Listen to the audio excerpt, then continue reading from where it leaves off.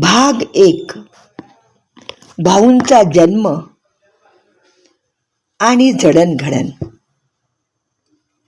शांत संयमी व्यक्तिमत्वाचा जन्म. भाऊंची जिद्द आणि भाऊंचे संस्कार. मंगळवार बाजार आणि भाऊंचे संस्कार. शांत संयमी व्यक्तिमत्वाचा जन्म 13 एप्रिल 1935 रोजी सोलापूरच्या न्यू बुधवार पेठ महात्मा फुले चौक या साध्या पण संस्कारांनी समृद्ध अशा परिसरात भाऊंचा म्हणजे माझे वडील श्री श्रावण दाजी कसबे यांचा जन्म झाला. घरात धार्मिक आणि साधेपणाचं वातावरण होतं. त्यांचे वडील दाजी नागू कसबे हे कीर्तनकार होते. त्यांच्या आवाजात भक्ती होती आणि शब्दात संस्कार. गावोगावी जाऊन कीर्तन करत ते लोकांना अध्यात्म आणि नीतिमूल्यांची शिकवण द्यायचे. त्या वातावरणाचा भाऊंच्या मनावर खोल परिणाम झाला.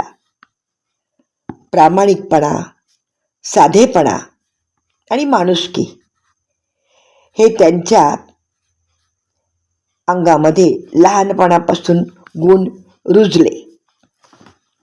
कुटुंबाचं मूळ गाव हे मलिकपेठ होतं.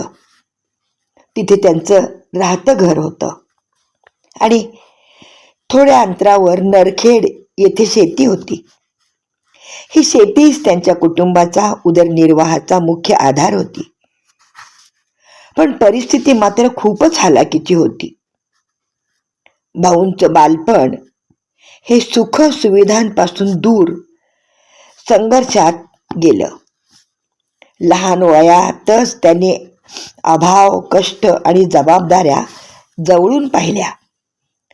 घरातले ते मोठे असल्यामुळे लहान भावंडांची जबाबदारी त्यांच्या खांद्यावर आपोआप आली. स्वतःच्या बालपणाचा आनंद घेण्याऐवजी त्यांनी कुटुंबासाठी उभं राहणं निवडलं. वडील भाऊ म्हणून त्यांनी लहान भावंडासाठी सर्वतोपरी कष्ट केले व त्यांना मार्गाला लावले. कधी शेतीची कामं, कधी घरातील जबाबदाऱ्या. अशा परिस्थितीत भाऊ लहानाचे मोठे झाले.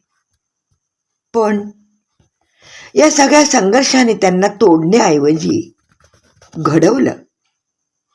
याच कठीण परिस्थितीतून त्यांच्या व्यक्तिमत्वाला मजबूती मिळाली.